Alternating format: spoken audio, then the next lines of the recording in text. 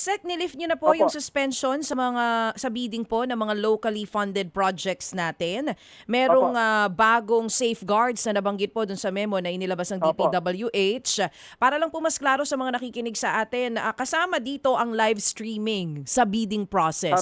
Paano po mangyayari yung live streaming na yan sa bidding? At paano natin sisiguruhin na ito ay hindi lang just for show? Opo, unang-una po, no? Yung live streaming, hindi yung mahirap gawin yan. No? Kaya nagtataka po tayo, bakit hindi po ginagawa yan? No? Lahat po ng area sa Pilipinas, meron pong internet. No? Kahit cellphone lang, meron. At alam na ho natin na napakadaling gawin yan. So there is no excuse. No? Number 2, imo-monitor po natin yan. At kung mapapansin nyo po dun sa aking ginabas na memorandum, meron pong very strict penalties.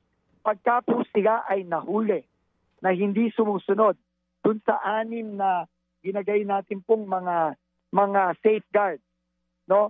Sila po ay kakasuhan ng administrative at ng kriminal. At talaga po ito, no? Nakita naman po ninyo, no?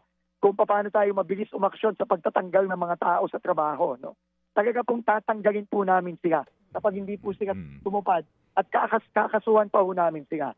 Kaya kung ako po sa mga taga DPWH, lalo na sa mga district engineering office, sa mga regional office, sumunod na ho kayo dito kasi pag kayo ay nahuli, pasensya po tayo dito. Mga kapatid, brothers and sisters, saan ka pa? Dito na tayo sa totoo. Dito na tayo sa True FM. Mga kapatid, mag-subscribe and follow po kayo sa social media accounts ng True Network PH. Yan po kami. Hanapin nyo lang True Network PH, Facebook, Instagram, YouTube, TikTok, and podcast. Mapa Apple or Spotify man yan, mahahanap nyo kami. Lahat ng mga napapanood at napapakinggan nyo po sa programa, nasa social media accounts namin yan. So, paano mga kapatid? See you sa social media!